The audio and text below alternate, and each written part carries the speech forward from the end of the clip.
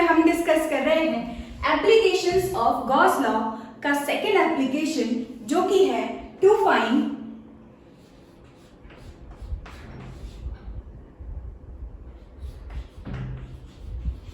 field due to uniformly charged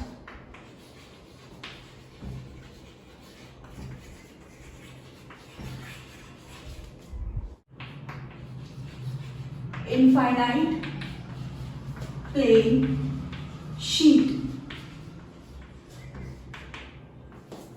at a distance r having surface charge density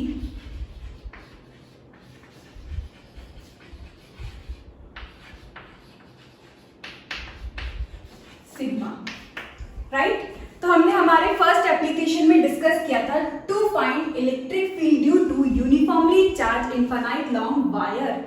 right, और उसमें हमने बात की थी एक वायर की जो कि यूनिफॉर्मली चार्ज थी, इनफाइनाइट लॉन्ग थी। उस वायर की वजह से हमने एक पॉइंट, उस वायर से आर डिस्टेंस पर, उस एक पॉइंट पर एक इलेक्ट्रिक फील्ड निकाली थी उस पूरी लॉन्ग इनफाइनाइट वायर की वजह से। ठीक है, किसके हेल्प से? गॉस लॉ के हेल्प से। तो उसमें हमने क्या किया था? फ्लक्स के फॉर्मूले हमने यूज किए थे। एक फ्लक्स का फॉर्मूला हमारा integration of E dot D A, and दूसरा वाला जो हमारा नेट फ्लक्स का फॉर्मूला है जो कि हमको मिलता है गॉस लॉ से, तो वो हमने निकाला था। Net flux is equal to Q upon epsilon naught. तो फ्लक्स के इन दोनों फॉर्मूले को आज हम इस एप्लीकेशन में भी यूज करने वाले हैं। राइट, हमारी फर्स्ट एप्लीकेशन में थी इनफाइनाइट लॉन्ग वायर, लेकिन इस बार हमारे पास है uniformly charge infinite plane sheet. इस बार हमारे पास है इस तरह से एक प्लेन शीट हमारे पास है। ठीक है, इस तरह से हमारे पास एक शीट है।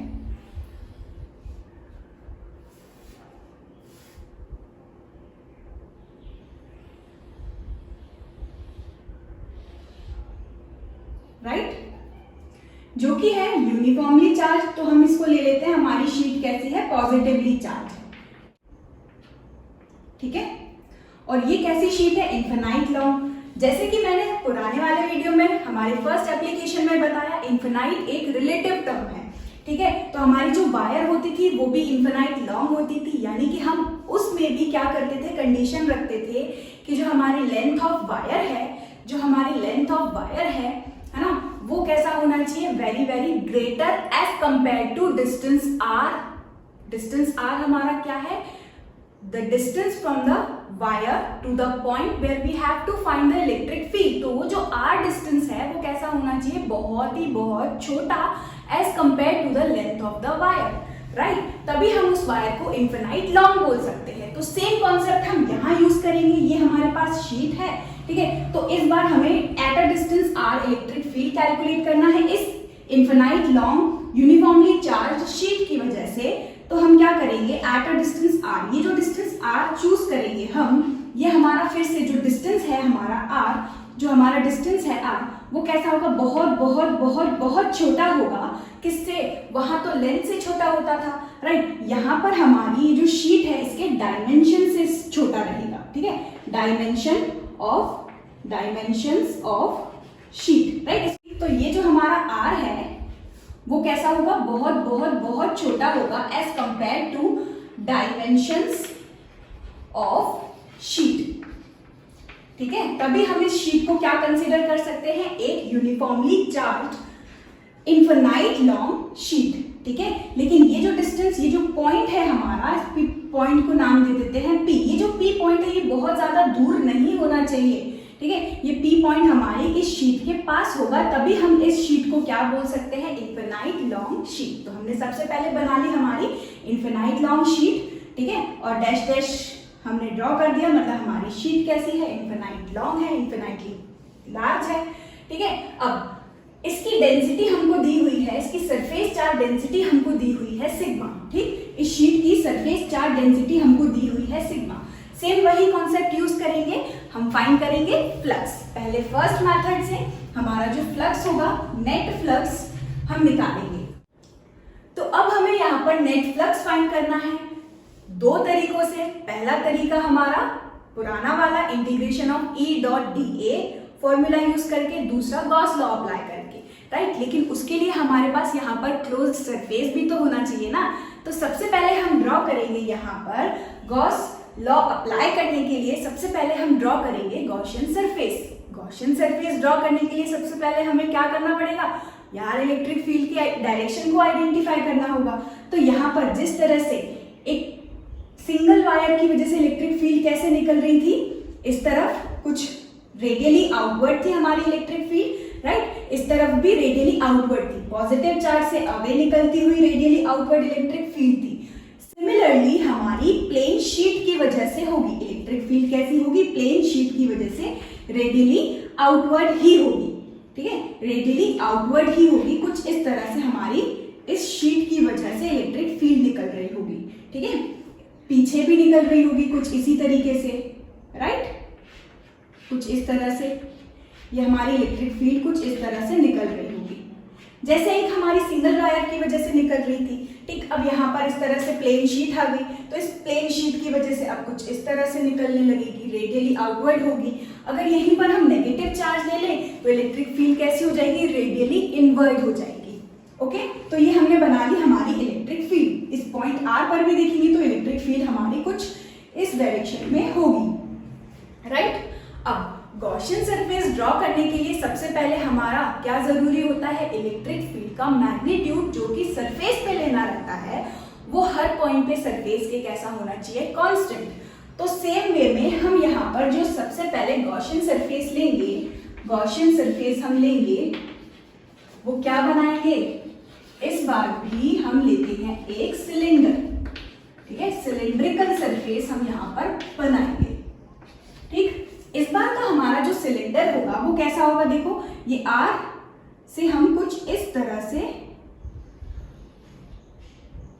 सिलेंडर ड्रॉ करेंगे हमारा,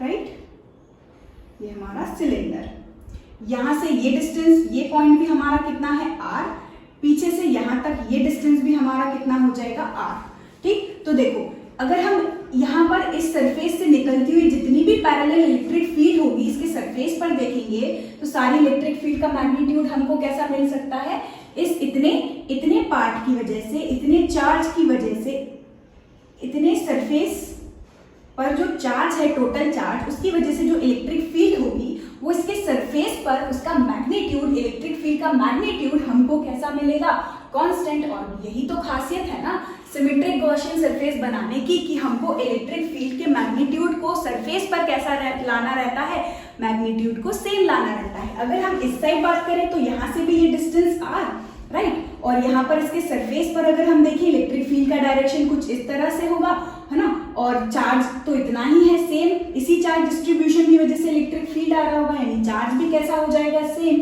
तो यहाँ पर इलेक्ट्रिक फील्ड का मैग्नीट्यूड इसके इस सरफेस के साइड भी कैसा होगा, कांस्टेंट होगा, मैग्नीट्यूड इलेक्ट्रिक फील्ड का कैसा होगा, सेम होगा, राइट। तो कुछ इस तरीके का सिलिंड्रिकल सरफेस हमने बना लिया।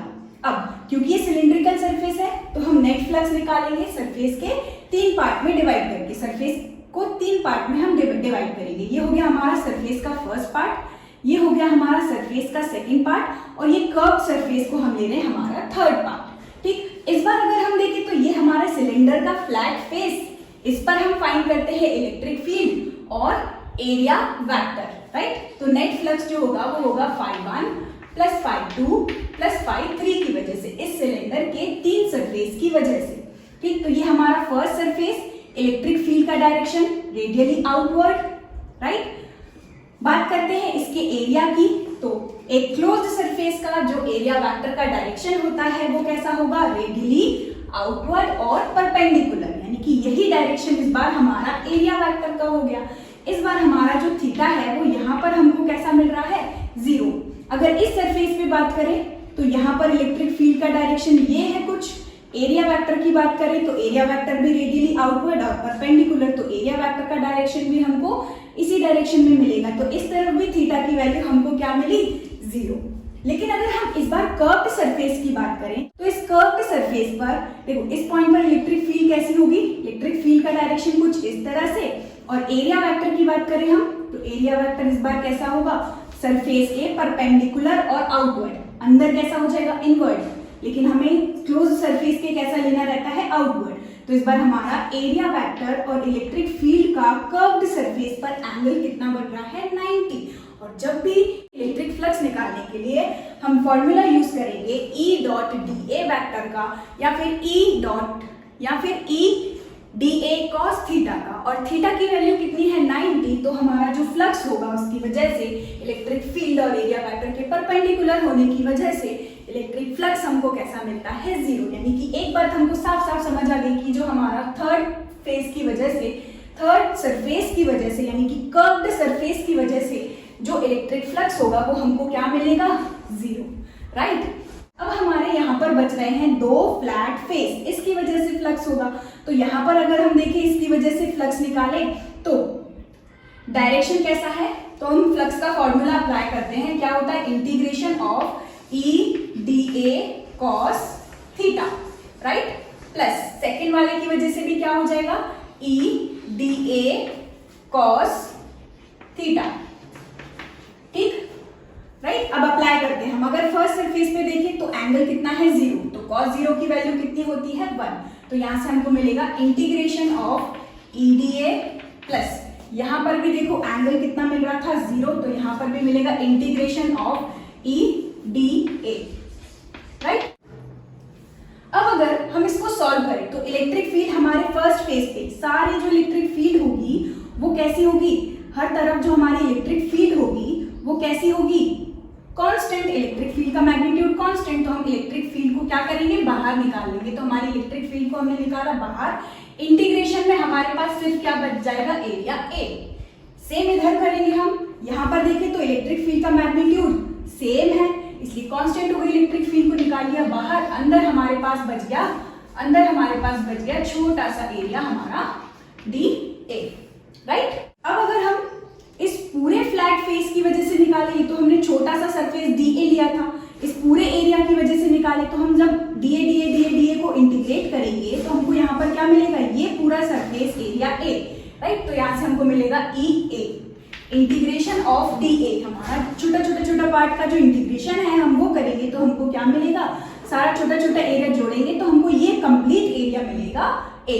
तो ये हो गया हमारा E, यहाँ से मिला हमको एरिया A प्लस यहाँ से फिर से E, और फिर इस तरफ के पार्ट को भी हम जोड़ेंगे, dA को जोड़ेंगे तो हमको कंप्लीट एरिया मिलेगा A, राइट। तो नेट फ्लक्स हमारा कितना आया, क्लोज्ड सिलेंडर की वजह से जो नेट फ्लक्स है वो कितना मिला हमको, 2EA।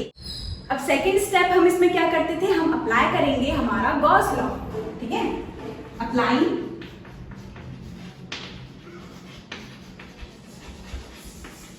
गॉस लॉ क्या होता है, flux, net flux is equal to charge upon epsilon naught, right. लेकिन ये जो चार्ज है ये कहाँ होना चाहिए, inside the Gaussian surface or inside the close surface. अब वही बात आ गई कि यार हमें इसके अंदर कितना चार्ज है, इस शीट की वजह से कितना चार्ज है ये तो हमको पता ही नहीं है यार, तभी तो यहाँ पर हमको दिया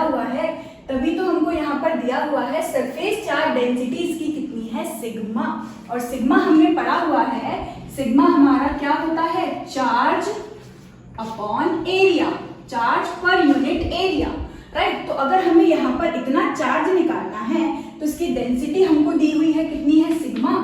सपोज कर लेते हैं इसके अंदर चार्ज कितना हो सकता होगा, Q, तो चार्ज की जगह पर लिखा Q, और एरिया तो हमें पता ही है ना, अगर हम इसकी रेडियस कट करें R, तो इसका इतना, ये कंप्लीट पार्ट एरिया को हम क्या ले सकते हैं, A, जो कि हमको साफ साफ दिख रहा है, area of circular sheet, right. तो हमारा एरिया कितना हो जाएगा, A। तो यहां से हमको देखो चार्ज कितना मिल रहा है, सिग्मा इंटू एरिया, तो चार्ज हमको मिल रहा है सिग्मा इंटू एरिया, यहाँ चार्ज की जगह पर पुट करें हो जाएगा sigma into area upon epsilon not. Same इसको हम ले लेते हैं हमारी फर्स्ट इक्वेशन, इसको हम लेते हैं हमारी सेकेंड इक्वेशन। अब हम यूज करेंगे हमारी फर्स्ट एंड सेकेंड इक्वेशन, क्या मिलेगा, 2EA is equal to sigma A upon epsilon naught. और अगर हम एरिया A को देखें तो ये एरिया भी हमारा A है सर्कुलर शीट का, यहाँ देखिए तो रेडियस r है, तो ये भी हमारी क्या हो जाएगी, सर्कुलर शीट का एरिया a, और ये एरिया भी हमारा a, राइट। तो हमारा एरिया जो है वो क्या है, a सेम है, यानी कि यहाँ से एरिया और एरिया कैंसिल। इलेक्ट्रिक फील्ड हमको क्या मिल गई, देखो electric field is equal to sigma upon 2 epsilon naught. ये निकल गया हमारा इलेक्ट्रिक फील्ड का मैग्नीट्यूड, जो कि मिलेगा हमको इस पॉइंट पर, किसकी वजह से, इस प्लेन शीट की वजह से, ठीक है। Electric field due to this plane sheet हमको कितना मिल रहा है, सिग्मा अपॉन 2 एप्सिलॉन नॉट। अगर हम ध्यान से देखें इसको, तो यहाँ पर हमारी इलेक्ट्रिक फील्ड इस डिस्टेंस r पर डिपेंड ही नहीं करती, ठीक है। तो हमको क्या मिली, एक बात समझ में आई कि हमारी जो इलेक्ट्रिक फील्ड है, it does not depend on r, right, है ना, डिपेंड ही नहीं करती r पर। इसका क्या मतलब है, यानी कि यहाँ पर भी इलेक्ट्रिक फील्ड इस शीट की वजह से कितनी होगी, सिग्मा अपॉन 2 एप्सिलॉन नॉट। यहाँ भी कितनी होगी, सिग्मा अपॉन 2 एप्सिलॉन नॉट। यहाँ भी कितनी होगी, सिग्मा अपॉन 2 एप्सिलॉन नॉट। लेकिन इसका मतलब ये नहीं है कि इसके एंड पे भी कितनी होगी, सिग्मा अपॉन 2 एप्सिलॉन नॉट। याद रखना है, हम ये जो इलेक्ट्रिक फील्ड निकाल रहे हैं, ये किसकी वजह से है, इनफिनाइट प्लेन शीट की वजह से। हर बार जो आप डिस्टेंस लोगे वो शीट के क्लोज होना चाहिए। बहुत ज्यादा दूर अगर हम पॉइंट को ले जाएंगे, है ना, हमारे इस बहुत ज्यादा दूर अगर हमने इस पॉइंट को ले गए, तो ये जो शीट होगी उसके लिए इसका जो साइज है वो क्या हो जाएगा, फाइनाइट हो जाएगा। ये जो शीट है वो फाइनाइट हो जाएगी, तब हमारी जो इलेक्ट्रिक फील्ड है वो ये नहीं होगी, ठीक। अगर हम इस r डिस्टेंस को इंफिनिटी तक ले गए, तो ये हमारी शीट जो है वो फाइनाइट हो जाएगी, और इंफिनिटी तक अगर हमारा डिस्टेंस r हो जाएगा, तो ये जो शीट है हमारी वो बिहेव करने लगेगी एक पॉइंट चार्ज की तरह, और तब हमारा जो रिलेशन है इलेक्ट्रिक फील्ड का मैग्नीट्यूड है, हम इस तरह से नहीं निकालेंगे यार। पॉइंट चार्ज के लिए इलेक्ट्रिक फील्ड का मैग्नीट्यूड क्या होता है, KQ अपॉन r², तो हम वो वहां पर यूज करेंगे, राइट। तो आपको ये कंडीशन इसमें बहुत अच्छी तरह से याद रखनी है। और इलेक्ट्रिक फील्ड हमको मिली है सिग्मा अपॉन 2 एप्सिलॉन नॉट, ठीक है। लेकिन इस पॉजिटिव चार्ज की वजह से जो हमारा डायरेक्शन होगा वो कैसा होगा, अवे फ्रॉम शीट, राइट। इसके डायरेक्शन की अगर हम बात करें तो इलेक्ट्रिक फील्ड का डायरेक्शन हमेशा कैसा होगा, अवे फ्रॉम शीट। किसके लिए, पॉजिटिवली चार्ज शीट के लिए। यही अगर हम एक नेगेटिव चार्ज शीट की बात करें, नेगेटिवली चार्ज शीट की बात करें, तो इसके लिए इलेक्ट्रिक फील्ड का डायरेक्शन कुछ इस तरह से होगा, राइट, रेडियली इनवर्ड, ठीक है, जो कि होगा टुवर्ड्स शीट। इसमें डायरेक्शन हम कैसे लिखेंगे, टुवर्ड्स शीट। तो ये था हमारा कंप्लीट कॉन्सेप्ट, जो कि है इलेक्ट्रिक फील्ड फाइंड करने का uniformly charge infinite plane sheet की वजह से। इसमें हम, जैसा कि एनसीईआरटी में गिवन है, इस सिलेंडर की जगह पर एक क्यूबॉइड भी यूज कर सकते हैं। इस सिलेंडर की जगह पर एक क्यूबॉइड भी ले सकते हैं, कुछ इस तरह से, राइट, जैसा कि हमारी एनसीईआरटी में हमको गिवन है, ठीक है। तब हमारा जो एरिया हो जाएगा, I am not very good at drawing, तो यहाँ जो एरिया होगा, ये इस बार एरिया जो होगा वो क्या हो जाएगा, रेक्टेंगुलर जो शीट है हमारी वो होगी। यहाँ से ये रेक्टेंगुलर शीट कुछ इस तरह से, ठीक है।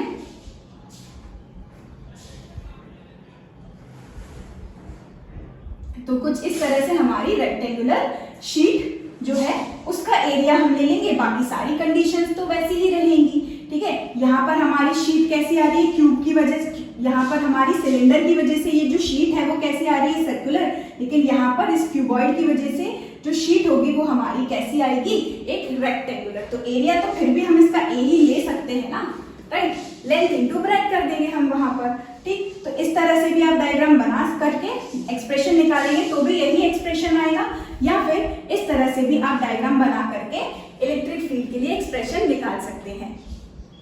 अब देखते हैं हम एक क्वेश्चन ये है कि हमारे पास एक प्लेन शीट है कुछ इस तरह से, right, infinite long plane sheet है, यूनिफॉर्मली चार्ज है।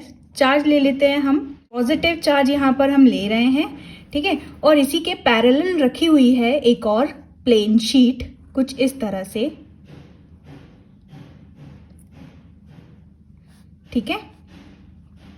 नेगेटिवली चार्ज प्लेट है ये हमारी, और ये भी कैसी है, इन्फिनाइट लॉन्ग। अगर हम इसकी चार्ज डेंसिटीज की बात करें, ठीक है, तो इसका सरफेस चार्ज डेंसिटी हम ले लेते हैं सिग्मा, ठीक, और जो हमारी नेगेटिव चार्ज प्लेट है इसकी भी हम डेंसिटी ले लेते हैं कितनी, सिग्मा, ठीक है। अब क्वेश्चन क्या है कि हमको बोला गया है find net electric field due to these two infinitely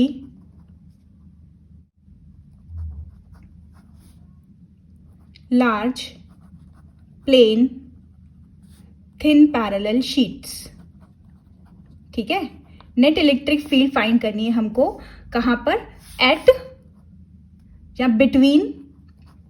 between these plane sheets, ठीक, यानी कि यहां पर इस पॉइंट पर इन दोनों प्लेन शीट्स के सेंटर में हमको electric field, net electric field इन दोनों प्लेन शीट की वजह से, इन्फिनाइटली लार्ज प्लेन शीट की वजह से हमको इलेक्ट्रिक फील्ड फाइंड करनी है। तो जैसे कि अभी हमने डेरिवेशन में देखा हमारे कि जो हमारी नेट इलेक्ट्रिक फील्ड हमको निकल के आई थी एक प्लेन शीट की वजह से, जो नेट इलेक्ट्रिक फील्ड हमको मिली थी वो कितनी थी, सिग्मा अपॉन 2 एप्सिलॉन नॉट। बस यही कॉन्सेप्ट जो है, यही फॉर्मूला जो है हम यहाँ पर अप्लाई करेंगे। देखो, अगर हम बात करें पॉजिटिव की, तो मैंने जैसे अभी बताया था डायरेक्शन जो होगा हमारी पॉजिटिव चार्ज प्लेट की वजह से कि इस पॉइंट पर कैसा होगा, अवे, राइट। हमारी पॉजिटिव शीट की वजह से, जो पॉजिटिव चार्ज हमारी शीट पर है, इस शीट की वजह से जो इलेक्ट्रिक फील्ड का डायरेक्शन होगा वो कैसा होगा, अवे, और नेगेटिव की वजह से जैसे मैंने बताया वो कैसा होगा, टूवर्ड्स, ठीक है। एक प्लेन शीट की वजह से इलेक्ट्रिक फील्ड का डायरेक्शन पॉजिटिव के लिए कैसा होता है, अवे, और नेगेटिव के लिए कैसा होता है, टूवर्ड्स, ठीक है। तो अब यहां पर क्या होगा कि इलेक्ट्रिक फील्ड के, इसको हम नाम दे देते हैं, ये हमारी फर्स्ट शीट है, इसको हम ले लेते हैं ये हमारी सेकंड शीट है। तो इस पॉइंट पर इलेक्ट्रिक फील्ड का डायरेक्शन कुछ ये होगा, it will be due to electric field due to first sheet, ठीक है। और अगर इधर ही हम बात करें सेकंड शीट की, तो सेकंड शीट की वजह से इस पॉइंट पर डायरेक्शन कैसा होगा, यही डायरेक्शन होगा, it will be electric field due to second sheet. तो अगर हम यहाँ पर नेट इलेक्ट्रिक फील्ड निकालें, ठीक है, नेट इलेक्ट्रिक फील्ड निकाले, तो नेट इलेक्ट्रिक फील्ड जो होगी it will be due to electric field first due to first sheet, electric field due to second sheet, ठीक है। तो अब यहाँ पर क्या है, देखो, इलेक्ट्रिक फील्ड फर्स्ट की अगर हम बात करें तो E1 अगर हम यहाँ निकाले इलेक्ट्रिक फील्ड फर्स्ट, तो यहाँ हमको बोला है ये infinitely large plane thin sheet है, तो इसकी वजह से जो इलेक्ट्रिक फील्ड E1 होगी वो हमारी क्या निकलेगी, सिग्मा। इसका जो चार्ज डेंसिटी है, सरफेस चार्ज डेंसिटी है, वो हमको कितना दिया है, सिग्मा। तो हम यहाँ लिखेंगे sigma upon electric field 2 epsilon not, ठीक है। अगर हम E2 की बात करें तो इलेक्ट्रिक फील्ड अभी भी कितनी है, sigma, charge surface charge density हमारा कितना है, सिग्मा, ठीक है। तो इलेक्ट्रिक फील्ड सेकंड की वजह से भी अगर हम लिखें तो क्या लिखेंगे, सिग्मा अपॉन 2 एप्सिलॉन नॉट। ये कहाँ से आया, जो अभी हमने डेरिवेशन पढ़ा था वहीं से यूज कर रहे हैं हम। डायरेक्टली क्यों यूज कर रहे हैं, क्योंकि यहाँ पर हमने जो शीट दी हुई है वो कैसी है, इन्फिनाइटली लार्ज प्लेन शीट है, ठीक है। तो बस अब यहाँ पर अगर हम देखें तो E1 और E2 दोनों का डायरेक्शन कैसा है, सेम, और जब डायरेक्शन सेम हो तो नेट इलेक्ट्रिक फील्ड का मैग्नीट्यूड निकालने के लिए याद करो हम क्या करते थे, डायरेक्टली दोनों के मैग्नीट्यूड को ऐड कर देते हैं, ठीक है। तो यहाँ पर हम इलेक्ट्रिक फील्ड फर्स्ट के मैग्नीट्यूड को लेंगे और इलेक्ट्रिक फील्ड सेकंड के मैग्नीट्यूड को लेंगे, तो हमारा जो नेट इलेक्ट्रिक फील्ड होगा वो क्या निकल के आया, देखो 2 सिग्मा अपॉन 2 एप्सिलॉन नॉट, 2 से 2 कैंसिल, नेट इलेक्ट्रिक फील्ड का जो मैग्नीट्यूड है वो हमको कितना मिला, सिग्मा अपॉन एप्सिलॉन नॉट, ठीक है। ये किसकी वजह से है, due to these both oppositely charge thin infinitely large plane thin parallel sheets की वजह से ये नेट इलेक्ट्रिक फील्ड। इसके डायरेक्शन की बात करें तो it is from left to right, या फिर हम इसको ऐसे भी लिख सकते हैं, टूवर्ड्स नेगेटिव शीट, राइट। ये इसका डायरेक्शन हो गया, ठीक है, और ये इसका मैग्नीट्यूड हो गया। तो इस तरह से हम हमारे सेकेंड एप्लीकेशन के क्वेश्चन सॉल्व करेंगे। इधर ही मैं एक और क्वेश्चन आपको सिखा देती हूं, एक और क्वेश्चन यहां पर हम प्रैक्टिस करेंगे। क्वेश्चन है, infinitely large plane thin sheet parallel sheets having surface charge densities sigma 1 and sigma 2, where sigma 1 is greater than sigma 2 as shown in the figure.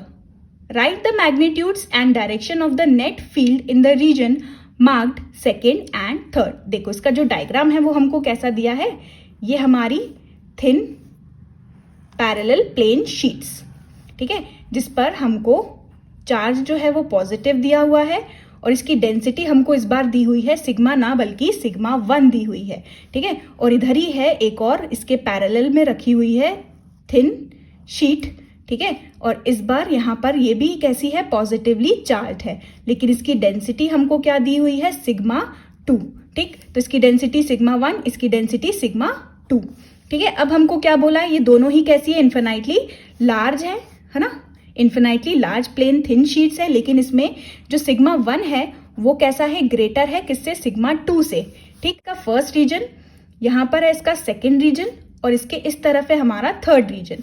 और क्वेश्चन में हमको बोला है कि नेट इलेक्ट्रिक फील्ड का magnitude और direction निकालना है कहाँ कहाँ पर, सेकेंड में और थर्ड रीजन में, ठीक है। सेकेंड रीजन और थर्ड रीजन में हमको नेट इलेक्ट्रिक फील्ड का मैग्नीट्यूड और डायरेक्शन दोनों निकालना है, ठीक। तो सबसे पहले हम निकालते हैं, बात करते हैं रीजन सेकेंड की, ठीक।